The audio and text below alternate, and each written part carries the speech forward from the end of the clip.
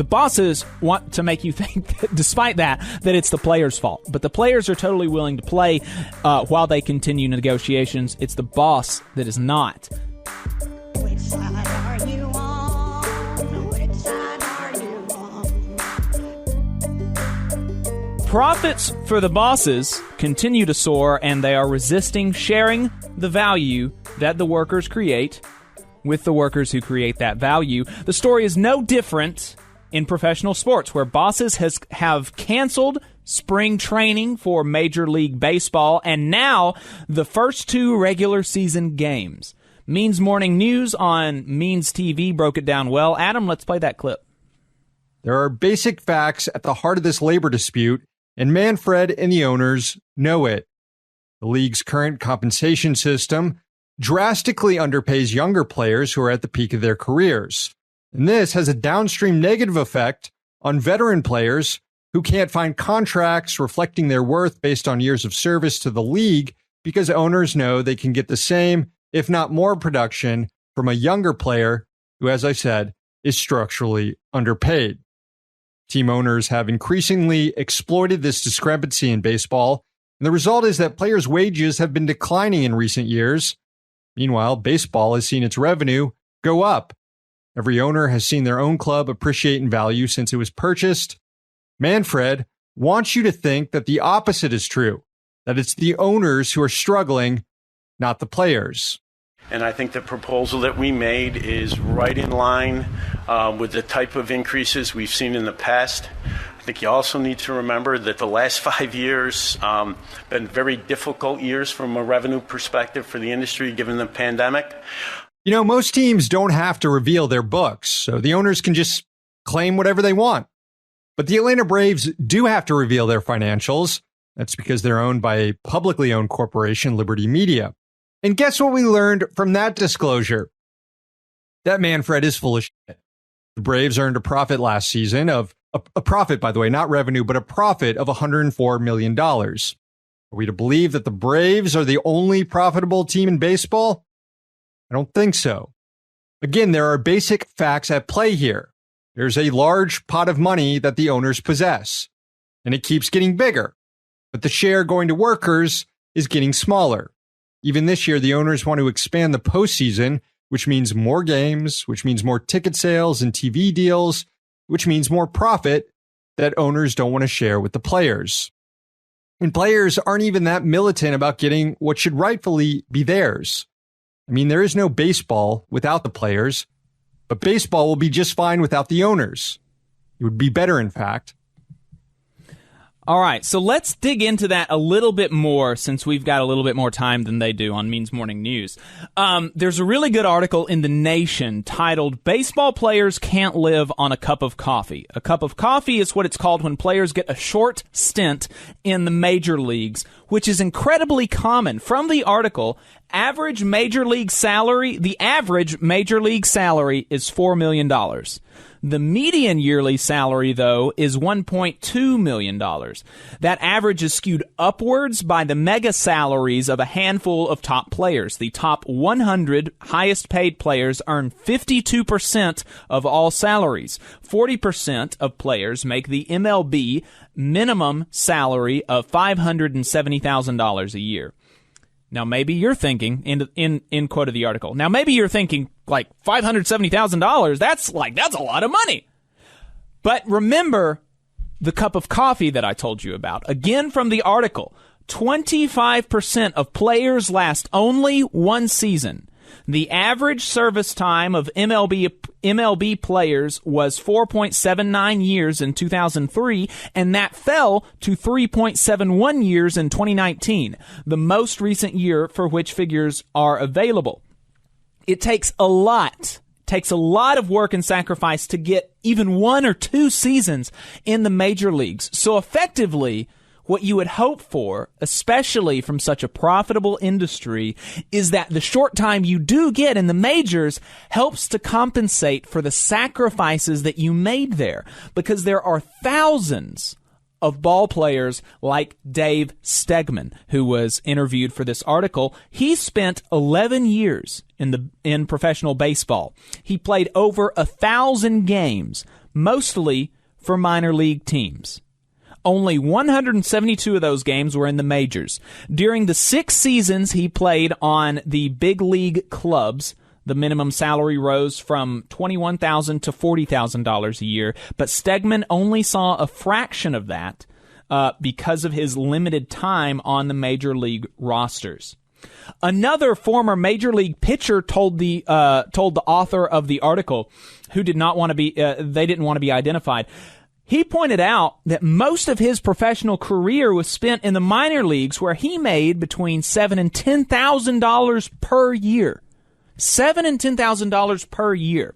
He said, quote, "It was so strange. I was so close to being in the big leagues, but I qualified for and received food stamps." And of course, that's going to be the case with the people that are employed here in Alabama for the Rocket City Trash Pandas. Those minor league ball players, they don't make anywhere near what most of the people that they're entertaining make. And all this, while contrary to what MLB Commissioner Manfred wants you to think, the league is raking in money. The league is raking in money. The average value of major league teams increased to an all-time high of $1.9 billion in 2020 before the pandemic. Baseball's revenue from TV deals with ESPN, Fox, and TBS grew from $1.5 billion in 2021 to $1.84 billion starting this year, which is almost a 20% increase. Meanwhile, the median player salary has fallen from its peak of $1.65 million in 2015 to $1.15 million in 2020, which is a drop of 18%. Let's take a look at that salary versus revenue graph on the stream, Adam. Wow. Yeah, I mean, that's pretty stark to see the value of the teams going up about 20% while the value of player salaries is going down about 20%. Yeah. Doesn't get much more clear than that. No, not. It doesn't. It doesn't.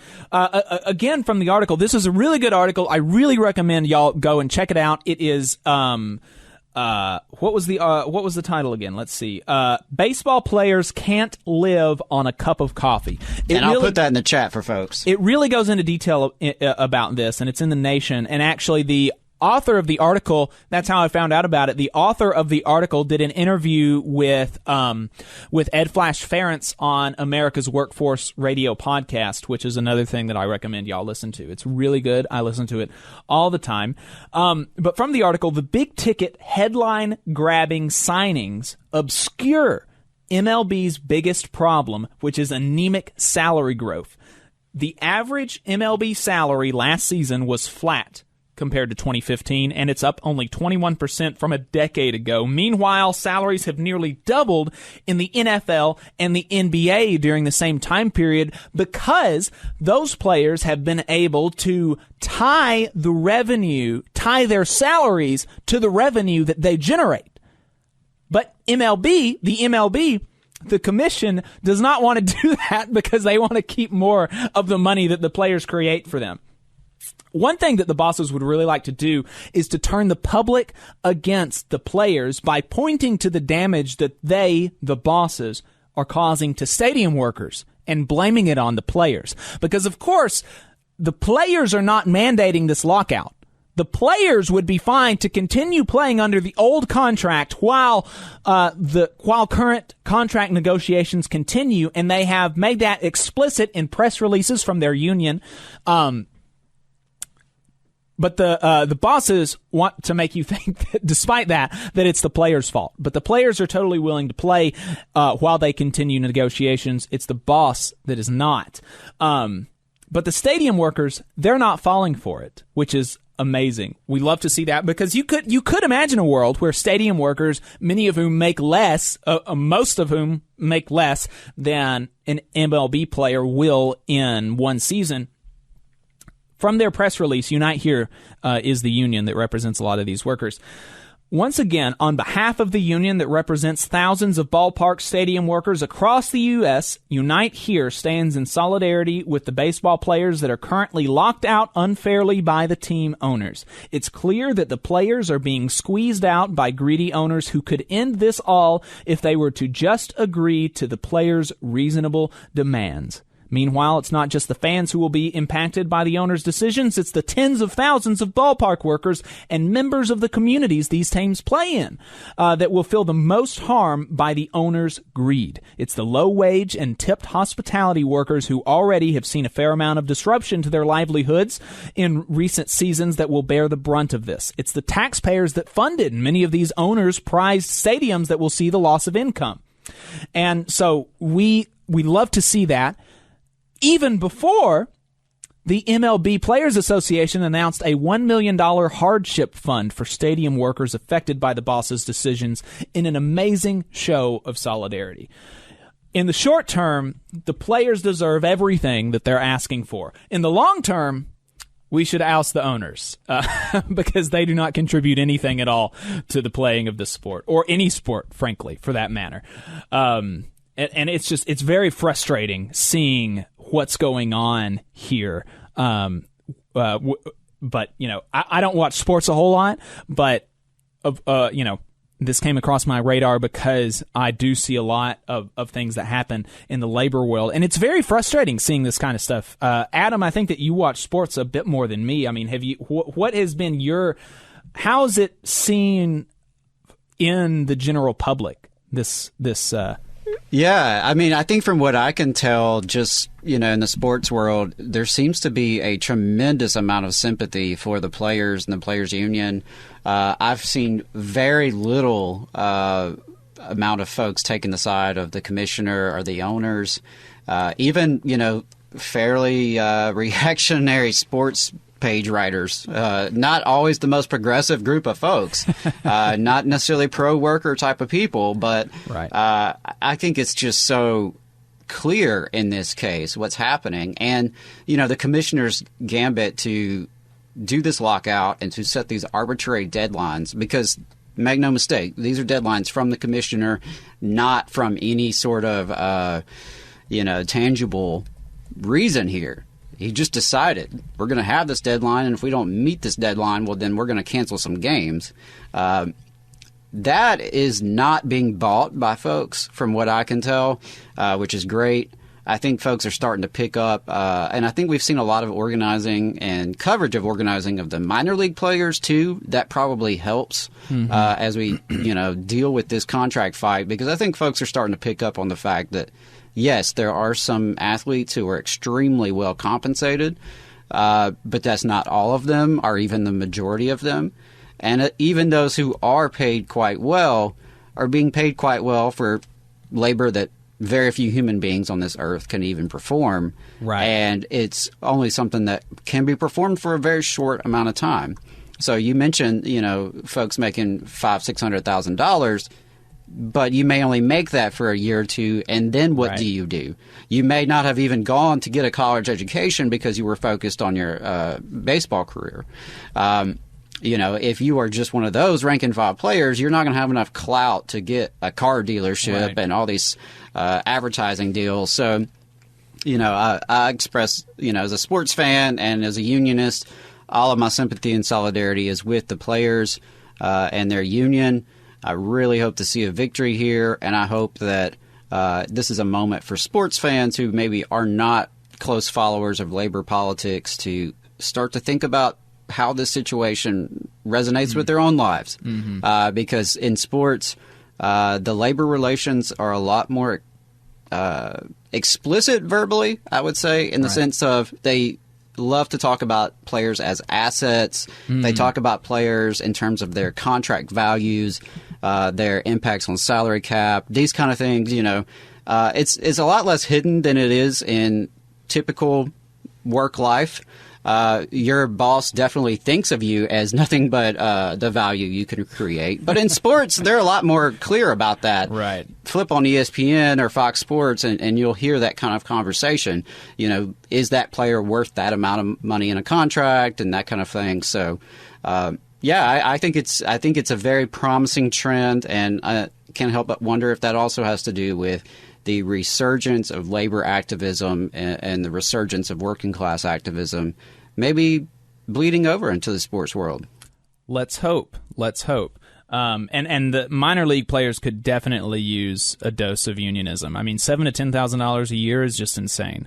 And then and you think about how much. I mean, probably a lot of people have been to some of those Rocket City Trash Panda games. I mean, so many people attend those. They've got this huge, nice stadium, and they probably only make $7,000 to $10,000 a year. I mean, it's really crazy how underpaid they are, and how much money people are making off of the thing that they do. I mean, right. It's wild. Meanwhile, they are putting their bodies on the line Exactly. and cannot spend time with their family. They spend a huge amount of time on the road.